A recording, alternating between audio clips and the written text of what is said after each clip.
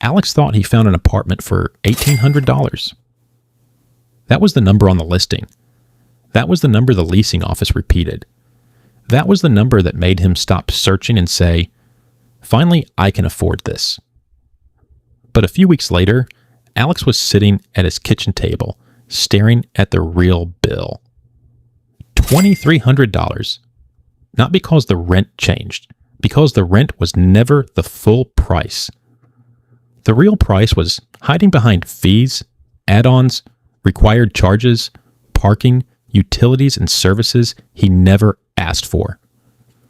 By the time Alex understood what happened, he had already paid the application fee, the deposit, the movers, the first month.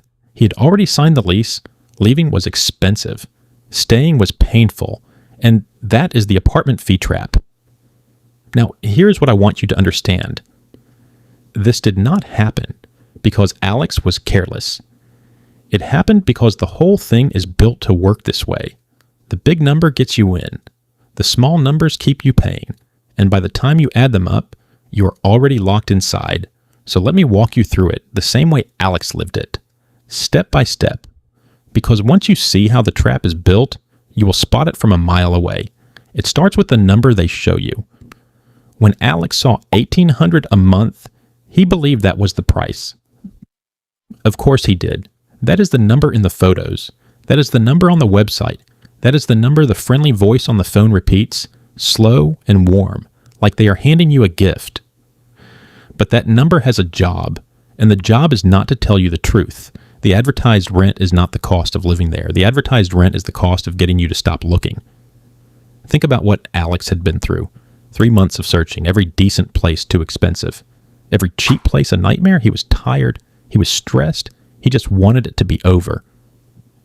So when 1,800 showed up, he did not feel suspicious. He felt relief. And relief is exactly when people stop being careful. That is the moment the trap waits for. The moment you exhale. The moment you say, finally. Because the second you feel relief, you stop reading closely. You stop asking hard questions.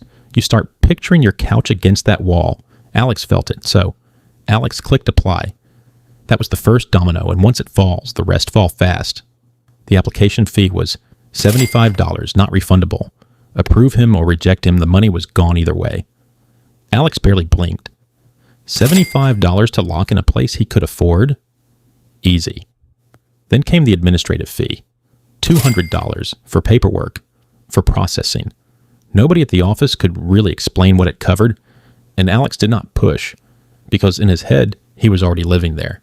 Then the deposit, 1 full month. Another $1,800, then first month's rent up front.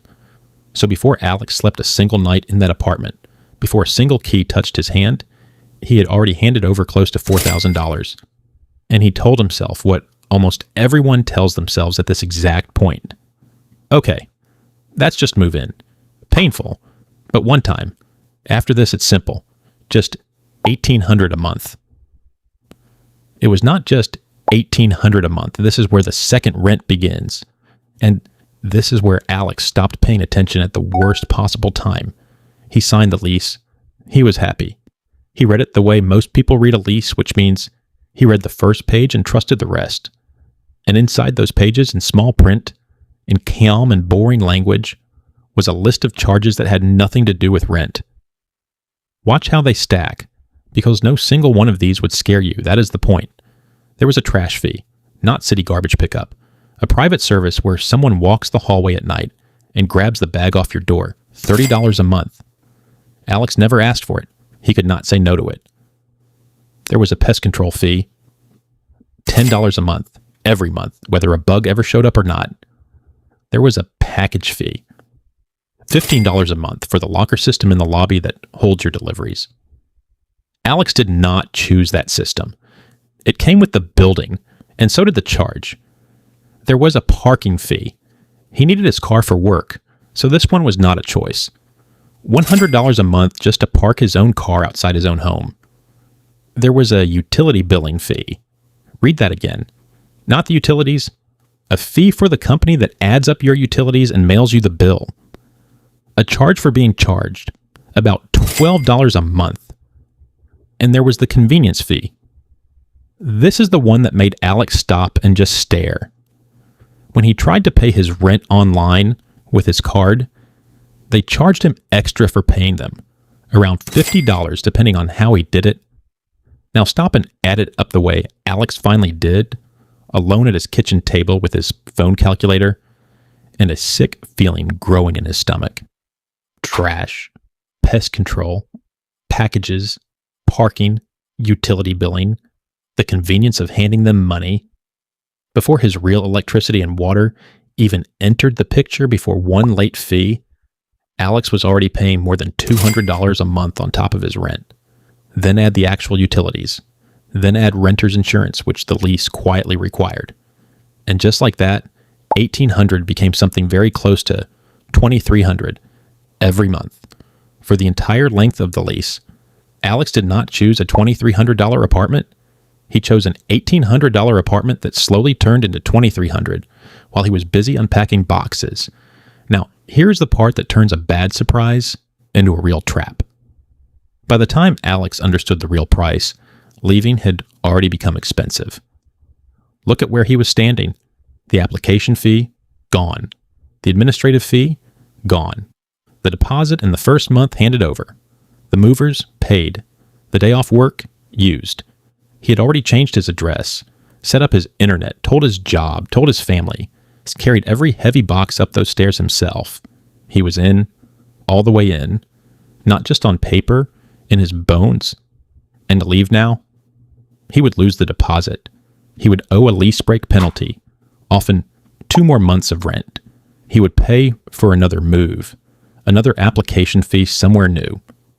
He would start the whole exhausting search over again, with less money than when he started. So Alex did what almost every single person does at that table.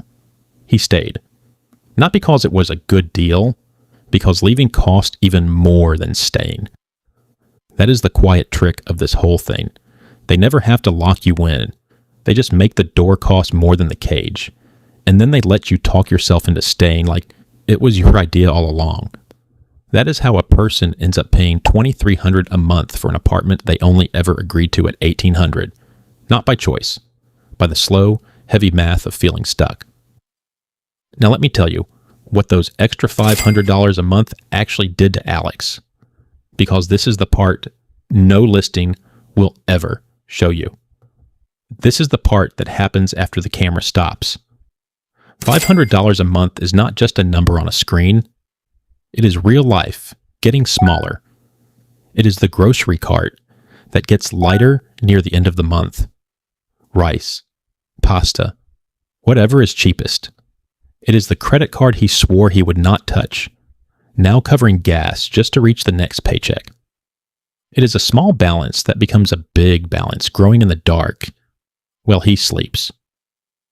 It is the savings account that never moves because there is nothing left to put inside it. It is the phone ringing with a number he does not recognize, and Alex letting it go to voicemail because he already knows it is about money. It is 1 a.m, eyes open, chest tight, running numbers he already knows the answer to, asking himself the same question over and over. How am I working this hard and still falling behind? Alex was not lazy. Alex was not stupid. Alex was not bad with money. Alex was paying a second rent that nobody ever had the decency to call rent.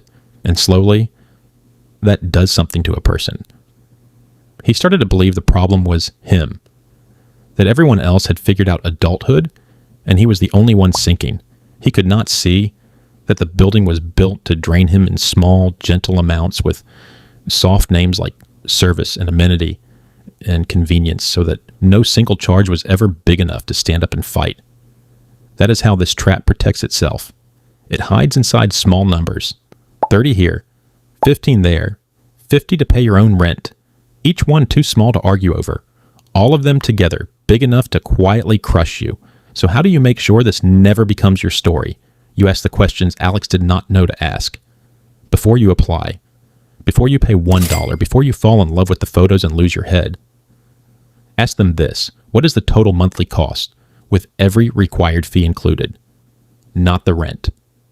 The total. Make them say the real number out loud, and then make them put it in writing. Ask them this: which fees are required, and which can I refuse? Valet trash, package lockers, amenities you will never use.